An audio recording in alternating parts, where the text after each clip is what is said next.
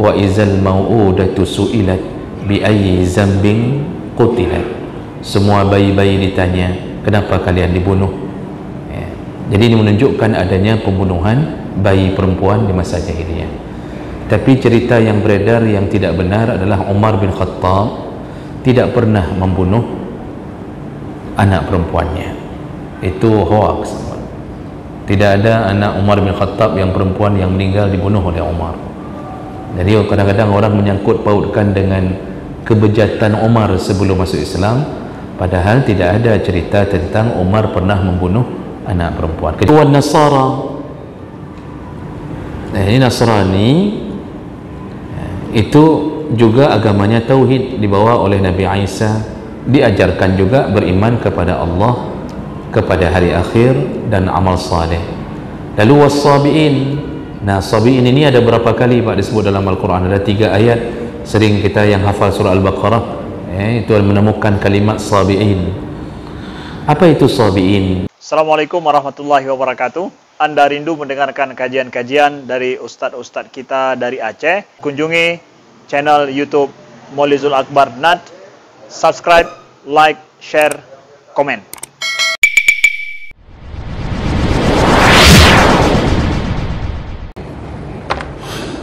Assalamualaikum warahmatullahi wabarakatuh.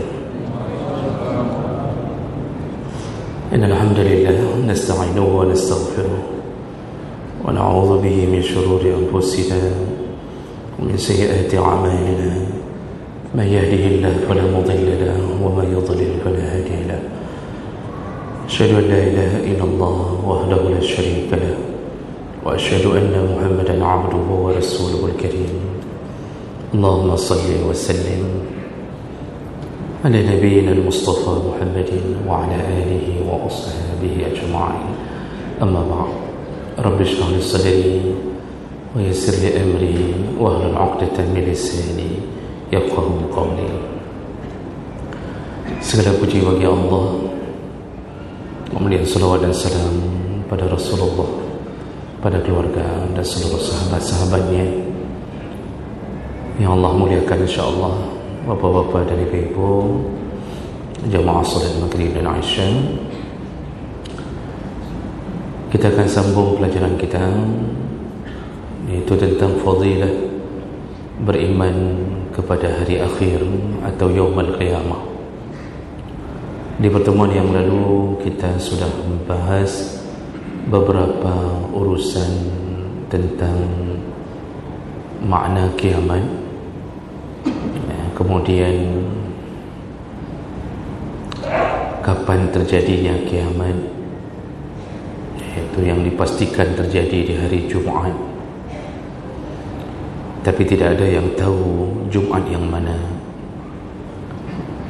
Nah, kita sudah bahas bahawa nanti di hari kiamat kehidupan akan abadi dengan kehidupan yang berbeda. Tidak ada matahari, tidak ada bulan, karena semua ditenggelamkan Allah ke dalam neraka. Jadi suasana surga tidak ada malam, penduduknya tidak pernah tidur, menikmati surga. Masih tersisa sedikit mukadimah yang perlu kita ketahui, bahawa kiamat itu tidak akan terjadi sampai yang tersisa di muka bumi hanya orang-orang yang kafir dan ahli maksiat. Semua yang mukmin, walaupun di dalam hatinya tersisa iman sebesar biji sawi, maka Allah akan cabut nyawanya sebelum terjadinya kiamat. Dan itu semua didasarkan pada beberapa hadis Nabi sallallahu alaihi wasallam, di antaranya dari Abdullah bin Amir, dari Abdullah bin Amr bin As radhiyallahu anhuma, Rasulullah sallallahu alaihi wasallam ketika menceritakan tentang keadaan orang-orang yang beriman di akhir zaman, beliau mengatakan, summa yab'asullah rihan karihil miski. Jadi detik-detik atau hari-hari menunggu datangnya kiamat, maka Allah akan mengirimkan angin, yang angin itu harumnya atau harum wanginya semerbak.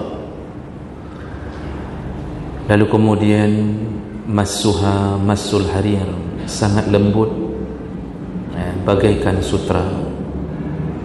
Ketika angin itu datang, fala tutraku nafsan fi qalbihi misqalu habbatin minal iman illa qabadathu. Ketika angin itu datang, maka tidak ada seorang pun yang mempunyai iman di hatinya walaupun sebesar biji sawi, kecuali dipastikan dia akan meninggal dengan datangnya angin tersebut. Summa yabqi syirarun nas alaihim taqumus sa'ah. Maka yang tersisa nanti cuma orang-orang yang syirar, yaitu manusia-manusia yang paling buruk sampai datangnya waktu kiamat itu. Hadis riwayat Muslim. Jadi semua akan meninggal dengan didatangkan angin. Wallahu a'lam bagaimana cara angin itu datang, karena ini perkara gaib, tidak ada yang tahu. Namun datangnya angin itu membuat semua mukmin yang masih ada iman meninggal dunia. Dalam hadis yang lain dari Nawas bin Sam'an radhiyallahu anhu, Rasulullah sallallahu alaihi wasallam ketika menceritakan tentang Dajjal dan turunnya Nabi Isa alaihi salam, beliau mengatakan, fa bainama hum kadzalik, ketika orang-orang di akhir zaman menikmati hidup dengan penuh kekayaan, jadi hidup bergelimang dunia. Jadi ini sesuai dengan hadis Nabi bahawa di akhir zaman Allah akan buka pintu dunia. Jadi semua orang bersenang-senang di atas dunianya. Iz ba'asallahu rihan tayyibah, di saat orang bergelimang harta, bergelimang dengan semua kenikmatan dunia, disitulah Allah mengirimkan angin. Angin itu angin yang lembut. Fata'khuzuhum tahta abatihim, angin itu melewati setiap ketiak-ketiak mereka, maksudnya menerpa setiap orang. Fatuqabbidu ruha kulli mu'min wa kulli muslim, kedatangan angin itu akan menyebabkan meninggalnya atau membawa ruh setiap orang mukmin dan muslim. Wa yabqa syirarun nas, maka yang tersisa setelah itu hanya manusia yang jelek-jelek saja.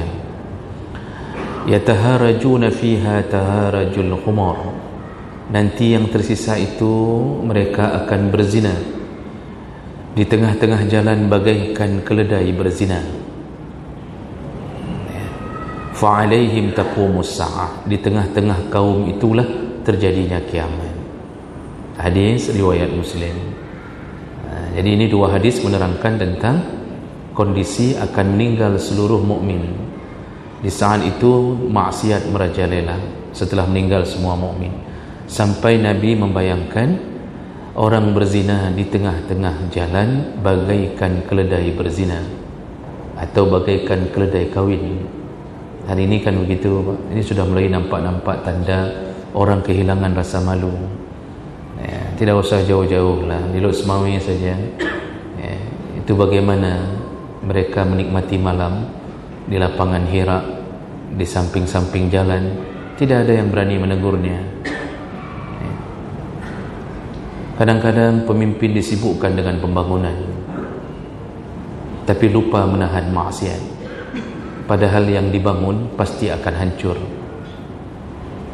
Kesejahteraan suatu kaum, suatu negara tergantung sekali dengan ketakwaan, bukan dengan pesatnya pembangunan. Walaupun ribuan jalan tol dibangun, kalau maksiat tidak ada yang mencegahnya, tetap Allah akan hancurkan negara itu. Dan zina menjadi salah satu lambang hari ini. Kita di sini begitu keadaannya, apalagi di luar sana. Makanya keadaan ini akan terus terjadi sampai detik-detik datangnya kiamat. Dalam hadis riwayat Muslim yang lain, la taqumu as-sa'ah illa ala syiraril khalq. Tidak akan terjadi kiamat kecuali pasti terjadi pada manusia-manusia yang paling buruk. Hum syarrun min ahli jahiliyah. Bahkan yang tersisa menjelang kiamat lebih buruk daripada keadaan di masa jahiliyah, lebih buruk lagi daripada keadaan di masa jahiliyah. La yad'una Allah bisyai'in illa raddahu alaihim. Kalau mereka berdoa kepada Allah, tidak satu pun diterima oleh Allah SWT. Ya. Jadi Nabi kali ini membayangkan keburukan itu ukurannya adalah lebih buruk dari masa jahiliyah. Padahal masa jahiliyah itu sudah buruk sekali. Jadi ketika digambarkan dalam sejarah sebelum dibangkitkan seorang Rasul yang bernama Muhammad, maka keadaan jahiliyah itu benar-benar di bawah titik nadir. Jadi kemaksiatan itu mereka anggap biasa. Satu kafilah akan membunuh kafilah yang lain ketika melewati perkemahan mereka. Tujuannya merampok harta. Perempuan dihinakan. Laki-laki mati dalam keadaan perang antar suku, saling merampok. Yang perempuan dilecehkan. Perempuan tidak dapat warisan, malah perempuan dijadikan warisan. Seorang istri ketika suaminya meninggal, maka dia menjadi warisan bagi anak dari suaminya. Siapa yang melemparkan handuk atau selembar kain yang kemudian tepat mengenai tubuh ibu tirinya, maka ibu tiri itu menjadi miliknya. Itu zaman jahiliyah. Seorang perempuan haid akan dikurung di kandang atau seperti mirip kandang, tidak dibolehkan bermuamalah. Jadi dianggap matanya adalah mata iblis, tidak boleh dipandang. Lalu mereka ketika lahir dibunuh karena dianggap sebagai hinaan dalam sebuah keluarga. Makanya semua bayi ketika dibunuh di masa jahiliyah, nanti di hari kiamat Allah tanya, wa izal mau'udatu su'ilat bi ayyi zambin qutilat. Semua bayi-bayi ditanya, kenapa kalian dibunuh? Jadi ini menunjukkan adanya pembunuhan bayi perempuan di masa jahiliyah. Tapi cerita yang beredar yang tidak benar adalah Umar bin Khattab tidak pernah membunuh anak perempuannya. Itu hoax. Tidak ada anak Umar bin Khattab yang perempuan yang meninggal dibunuh oleh Umar. Jadi kadang-kadang orang menyangkut pautkan dengan kebejatan Umar sebelum masuk Islam, padahal tidak ada cerita tentang Umar pernah membunuh anak perempuan. Kejahatan lain ada. Ya, beliau memang peminum khamar. Beliau peminum khamar, memang pernah melakukan kejahatan-kejahatan. Ya.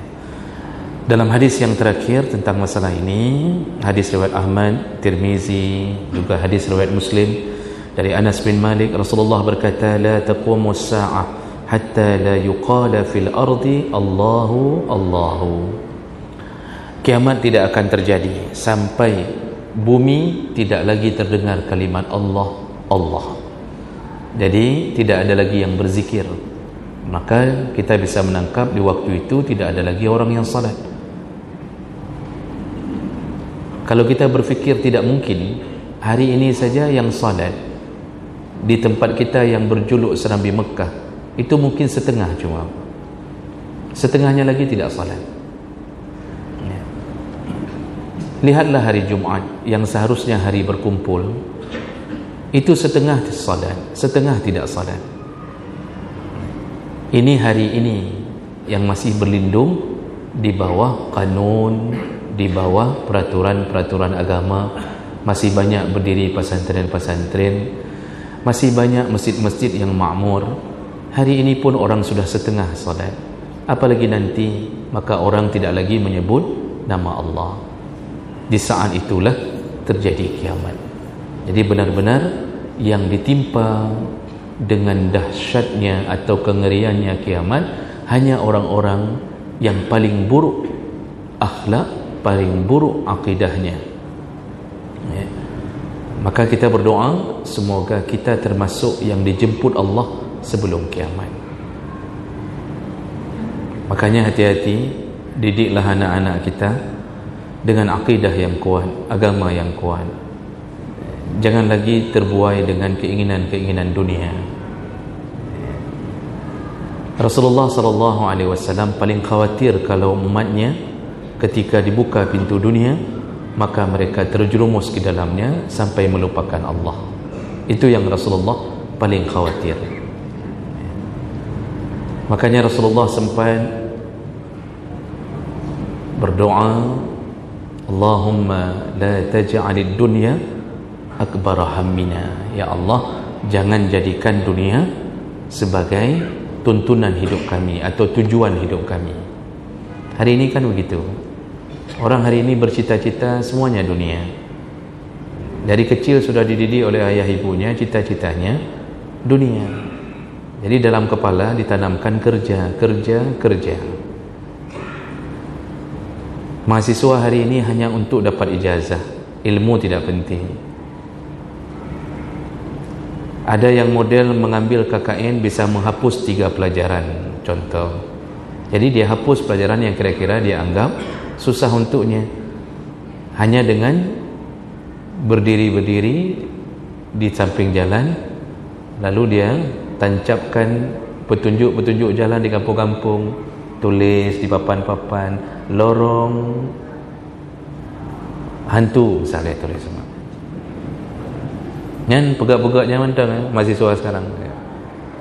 Nanti pulang dapat nilai dan ada beberapa pelajaran mata kuliah yang penting terhapus. Begitu keadaan kita hari ini, digiring terus ke dunia. Yang penting Anda kerja, tidak penting Anda salat. Maka ketika kami bertanya di dalam lokal kepada mahasiswa-mahasiswa kami, berapa orang yang salat subuh, yang tunjuk tangan hanya setengah, kadang-kadang tidak sampai setengah. Yang lebih menyedihkan ketika kita tanya lulusan mana, ternyata bukan SMA Pak, 6 tahun di pesantren. Ada solat? Tidak. Tidak. Anak siapa? Anak monyet kah atau anak manusia? Anak manusia. Siapa ayahnya? Muslim. Orang apa? Orang Aceh. Ibunya muslimah. Orang mana? Orang Aceh. Kita lepaskan anak begitu saja. Kita tidak sadar ketika kita meninggal, dia tidak salat, kita tidak kuatkan salatnya, hancurlah nasib kita di alam kubur nanti. Hancur. Mau keluar tidak bisa keluar, mau ingatkan tidak bisa ingatkan, mau kita datangi dia dalam mimpi dia, tidak diizinkan Allah mendatangi dia dalam mimpi. Jadi kita hanya berteriak-teriak hasil siksaan dari dikirimkan oleh anak akibat tidak salat. Setiap hari ibu mereka akan mengucapkan I love you mom, ya, aku mencintaimu ibu, padahal dia enggak salat. Yang dikirimkan ke ibunya adalah siksaan. Jadi terbodoh-bodohi dengan keadaan ini. Maka Bapak Ibu berhati-hatilah, kita menghadapi hari-hari yang semakin sulit, ya. Makanya qu anfusakum wa ahlikum nara, jagalah dirimu, jagalah keluargamu dari api neraka, ya. Mudah-mudahan kita, anak kita, cucu kita semua diwafatkan Allah dan tidak sempat melihat kiamat. Karena kalau sempat melihat kiamat, berarti dia dipastikan ahli neraka. Karena Nabi telah menyebutkan yang bisa melihat kengerian kiamat hanya orang-orang terburuk yang tersisa di atas dunia. Wallahu a'lam bissawab. Itu semua tentang perkara-perkara yang bersangkut dengan kiamat. Barulah kita masuk ke dalam fadilah kenapa kita harus beriman kepada hari akhir. Yang pertama yaitu beriman kepada hari akhir adalah inti dakwah dari para nabi dan rasul. Jadi nabi dan rasul ni dari mulai Nabi Allah Adam alaihi salam itu mereka punya kesamaan dalam dakwah. Masalah ibadah bisa beda-beda. Salat waktu Nabi Adam bisa berbeda dengan salatnya Nabi Nuh, salatnya Nabi Ibrahim, salatnya Nabi Muhammad sallallahu alaihi wasallam.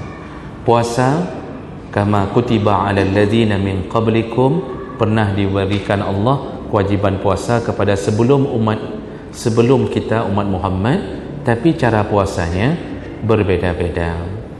Umat-umat terdahulu setelah berbuka puasa malam disuruh puasa lagi. Kita berbeda, kita paling diringankan Allah.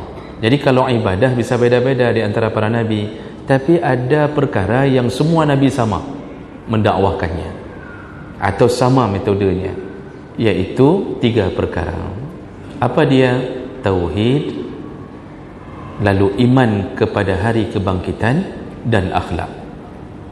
3 perkara ini itu semuanya sama, dimulai dari Nabi Allah Adam alaihissalam sampai Nabi Allah Muhammad, semua sama. Karena para nabi itu sebenarnya satu, mereka satu tujuan, mereka satu keturunan. Nabi Muhammad menyebutkan dalam hadis riwayat Bukhari, kata Rasulullah, ana awlan nas bi Isa bin Maryam, aku adalah orang yang lebih utama daripada Isa ibni Maryam. Jadi Nabi Muhammad ketika menyebutkan hal-hal ini, itu bukan bermakna kesombongan, tapi beliau ingin mengatakan kebenaran tentang sebuah fakta bahawa beliau lebih utama daripada Nabi terdahulu. Lalu kemudian Rasulullah mengatakan fid dunya wal akhirah, baik di dunia maupun di akhirat. Di dunia Rasulullah lebih utama kerana menyempurnakan ajaran Nabi Isa. Di akhirat kita sudah bahas, hanya Rasulullah yang bisa memberi syafaat di saat nabi-nabi lain menolak memberi syafaat. Lalu Nabi menyambung, wal anbiya ikhwatul li'ulad, para nabi itu adalah saudara, semuanya satu ayah. Wa ummahatuhum syatta, walaupun punya ibu yang berbeza-beza. Wa dinuhum wahid, dan agama mereka satu, iaitu agama tauhid. Jadi satu nabi itu semuanya satu turunan, satu tujuan, dan mereka semua terkait-kait dalam keturunan itu. Imam Ibnul Qayyim rahimahullah menyebutkan dalam kitab Sawa'iq al-Mursalah, beliau menyebutkan al-usul al-thalathah allati ittafaqa alaihi jami'ul milal wa ja'at biha jami'ur rusul. Ada 3 perkara, kata Imam Ibnul Qayyim, iaitu yang sama di antara semua agama, disepakati di antara semua agama, agama samawi maksudnya, dan juga didakwahkan oleh semua rasul. Apa dia? Al-imanu billah. Yang pertama adalah beriman kepada Allah. Yang kedua, wal yaumil akhir, iaitu beriman kepada hari akhir, wal a'mal as-salihah, lalu amalan salih. Jadi 3 perkara ini yang sama, semua nabi sama mendakwakannya.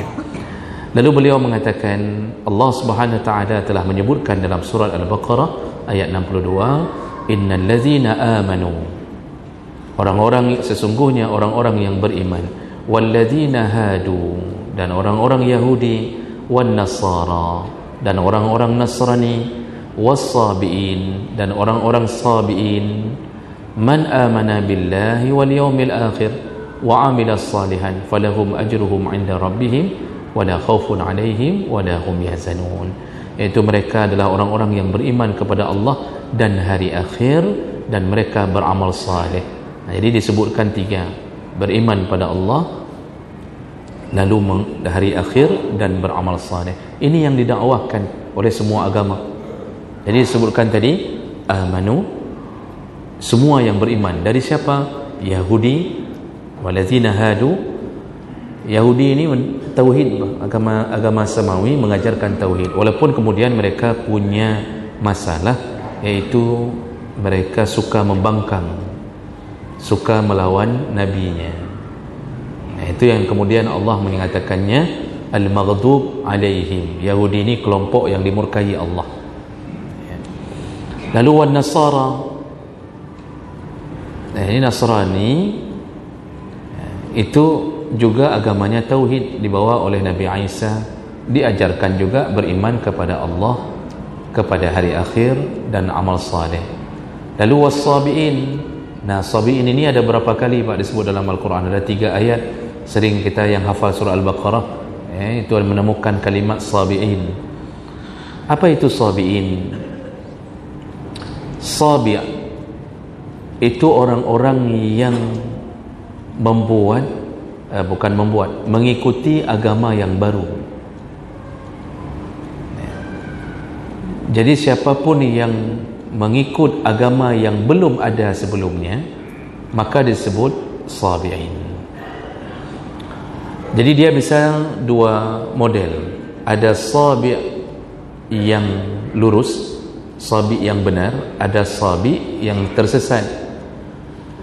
Di masa Nabi Muhammad, sabi'in itu ya orang yang mengikuti agama Islam, dianggap Islam itu belum ada sebelumnya. Maka Nabi Muhammad pun diejek-ejek oleh Abu Lahab dalam satu hadis. Ketika Nabi Muhammad diizinkan Allah untuk berdakwah terang-terangan setelah turun surat Al-Hijr 94, Nabi Muhammad datang ke pasar-pasar, lalu dia mengatakan, qulu la ilaha illallah tuflihu. Itu Nabi itu Pak, dakwah itu resikonya itu luar biasa. Di tengah-tengah kaum musyrikin, mereka ada di sekeliling Nabi, tapi Nabi dengan beraninya mengelilingi pasar lalu berseru, ucapkanlah la ilaha illallah maka kalian akan beruntung. Ucapkanlah la ilaha illallah, kalian akan beruntung. Itu kata Nabi sambil keliling pasar. Itu di awal-awal dibolehkan dakwah dengan terang-terangan. Dan mulailah Nabi menerima ejekan-ejekan. Nah, lalu tidak lama ada orang dari belakang Nabi yang kemudian juga mengeraskan suaranya dengan mengatakan, innahu sabi', innahu kazib. Dia itu sabi', dia itu kazib, pembohong. Dan Nabi Muhammad disebut sabi'. Siapa orang itu? Ternyata dia adalah orang yang putih tinggi, dan itu adalah Abu Lahab. Begitu disebutkan dalam hadis. Jadi perawi hadis mengatakan orang itu adalah Abu Lahab di belakang Nabi, ya, yang mulai melawan, mengcounter kalimah Nabi. Abu Lahab mengatakan, yang Muhammadnya sabi', yang sabi'. Jadi apa maksud Abu Lahab mengatakan sabi'? Orang jahiliyah menyebut sabi' karena Nabi telah mempunyai agama baru yang belum ada sebelumnya. Maksud agama baru, dia memproklamirkan agama yang bertuhankan Allah. Beliau pun disebut sabi'.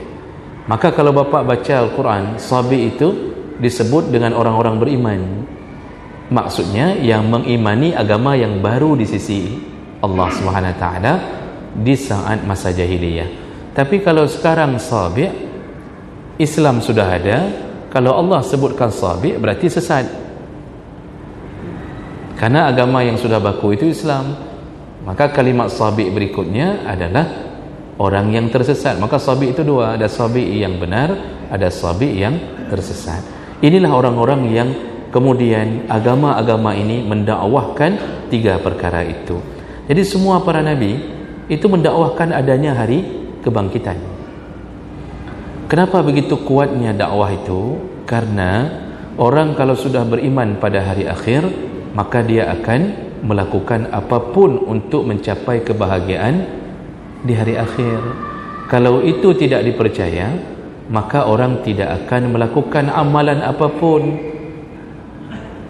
Makanya dalam surah Az-Zumar ayat 30-31, Allah menyuruh memberitahu kepada umat. Allah katakan, innaka mayyitun wa innahum mayyitun. Muhammad, kamu itu mati, mereka pun, iaitu orang-orang kafir itu juga akan mati. Summa innakum yaumal qiyamah inda rabbikum takhtasimun. Nanti hari kiamat mereka dibangkitkan, lalu mereka berbantah-bantah dalam urusan ini. Maksud berbantah-bantah di antara sama kafir mengatakan, ada kok kehidupan lagi ni. Mereka sudah mulai merasakan kengerian. Dulu kita bilangnya tidak ada, ternyata kita dibangkitkan, kok tiba-tiba hidup lagi. Nah, disitulah mereka merasakan kesusahan demi kesusahan sampai dicampakkan ke dalam neraka. Lalu kemudian dalam ayat yang lain, ini contoh bagaimana Allah mengajarkan para nabi untuk mengajarkan tentang adanya hari kebangkitan. Kata Allah, "Qul, wahai Muhammad, katakanlah, bala wa rabbi latub'asunna summa latunba'unna bima amiltum wa zalika 'ala Allah yasir."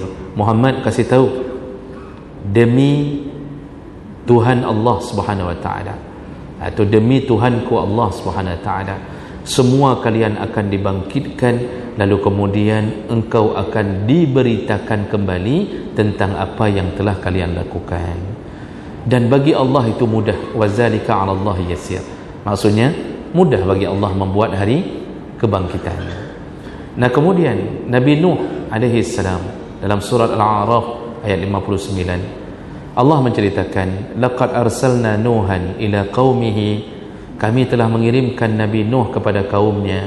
Faqala, Nabi Nuh berkata kepada kaumnya, ya qaumi abudullaha ma lakum min ilahin ghairuh, wahai kaumku, sembahlah Allah, tidak ada Tuhan selain daripadanya.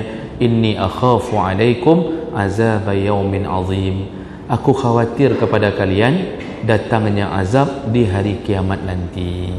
Jadi Nabi Nuh pun mengabarkan adanya hari kiamat. Jadi semua para nabi menceritakan masalah itu. Orang-orang terdahulu di masa jahiliyah, di masa hidupnya Nabi, itu mengingkari, makanya didakwahkan terus-terusan. Contohnya dalam surat Yasin 78-79, Allah menyebutkan, wa daraba lana masalan wa nasiya khalqah qala man yuhyil 'idhama wa hiya ramim. Jadi orang-orang kafir itu mereka berkata, siapa yang bisa menghidupkan tulang belulang setelah hancur lebur di dalam tanah? Mana mungkin tulang belulang yang sudah hancur bisa kembali menjadi orang? Tak mungkin. Nah, jadi logika mereka tidak bisa faham bahawa kita akan bangkit kembali. Nah, disitulah kemudian Allah mengatakan, qul, Muhammad, kasih tahu kepada mereka, yuhyiha alladhi ansha'aha awwala marrah wa huwa bikulli khalqin alim. Sebagaimana Allah mampu menciptakan engkau kali pertama, maka begitulah bagi Allah bisa mengubah, bisa membangkitkan engkau kali kedua. Ya, artinya itu kecil bagi Allah Subhanahu wa taala. Dalam Ar-Rum, wa huwa allazi yabda'ul khalqa summa yu'iduhu wa huwa ahwanu alaihi. Allah bisa menciptakan kalian atau mereka di awal penciptaan, maka lebih mudah untuk dibentuk kembali. Dan itu ahwan, itu mudah sekali bagi Allah. Jadi ini Allah jawab untuk mengingkari keadaan orang-orang kafir yang tidak percaya datangnya hari kebangkitan. Makanya kan waktu Nabi Uzair tertidur kan, khimarnya, keledainya kan, itu ikut tertidur sampai 100 tahun, sampai beliau sendiri pun merasa seakan-akan baru tertidur sebentar saja, dan kemudian dibangkitkan. Jadi Allah kalau cerita memberi tamsilan-tamsilan tentang nanti mudah bagi Allah membangkitkan. Allah beri cerita-cerita dan kejadian-kejadian yang aneh tapi nyata. Ashabul Kahfi itu cerita yang paling dikenal, masyhur, untuk membuktikan bahawa begitu mudah Allah setelah mematikan hamba, menidurkannya selama 309 tahun, lalu Allah bangkitkan kembali. Nah, Nabi SAW itu menyebutkan bahawa di alam kubur kita dimulai bangkit kembali dengan proses kebangkitan itu dicipta mulai dari tulang ekor. Jadi ada hadis Nabi menyebutkan tulang ekor sumber terbentuknya kembali manusia. Lalu mereka bangkit dari dalam tanah, ya. Di situ semua berdiri dalam keadaan telanjang, tidak pakai sandal, tidak berkhitan, dan suasana pada waktu itu hujan. Nabi sebut hujan rintik-rintik. Ya, jadi waktu kita bangkit nanti semua itu keadaannya adalah keadaan hujan, dan kita berada di padang yang tidak ada satu pun bangunan yang berdiri di waktu itu, satu rumput pun tak ada, semua lempang. Disitulah manusia berkumpul. dari seluruh masa. Disitulah orang-orang mulai menyadari tentang kebenaran yang dikabarkan dalam Al-Quran. Jadi kita ini menjadi bahagian daripada dakwahnya para nabi untuk mempercayai tentang adanya hari kebangkitan. Ini fadilah pertama. Ternyata semua nabi menguatkan masalah ini. Makanya kita ini hendaknya jangan sedikit pun merasa ada keraguan bahawa kita pasti akan menemui alam yang lain dengan suasana yang berbeza, tapi mempertanggungjawabkan semua apa yang kita lakukan di atas dunia. Ini yang bisa kita kabarkan pada malam ini, karena azan sudah berbunyi. InsyaAllah kita sambung di pertemuan yang akan datang. Subhanakallahumma bihamdik, asyhadu an la ilaha illa anta, astaghfiruka wa atubu ilaik. Wassalamualaikum warahmatullahi wabarakatuh.